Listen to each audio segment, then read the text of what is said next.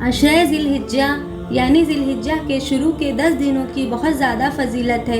حضور صلی اللہ علیہ وسلم نے فرمایا، اللہ کے نزدیک ذilhijjah کے عمل سے زیادہ کوئی دن کا عمل محبوب نہیں ہے، لہٰذا ان دنوں میں تسبیح اور ذکر کیا کرو۔ ان 10 دنوں میں عبادت کا ثواب بڑھ جاتا ہے۔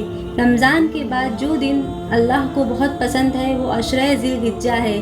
حضور صلی اللہ علیہ وسلم نے فرمایا، 9 ذilhijjah کا روزہ یعنی عرفہ کا روزہ پچھلے 1 سال اور آنے والے 1 سال کے گناہوں کا کفارہ بن جاتا ہے۔ حضور صلی اللہ علیہ وسلم 1 ذilhijjah سے 9 ذilhijjah تک روزے رکھتے تھے۔ ان دنوں میں روزے رکھیں، درود شریف، استغفار، کلمہ طیبہ کثرت سے پڑھیں۔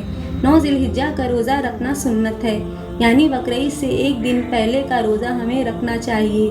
قربانی کرنے والے لوگ ذilhijjah کے چاند سے قربانی کے دن تک بال اور ناخن نہ کاٹیں، یہ کرنا مستحب ہے، اس عمل پر ثواب ملتا ہے۔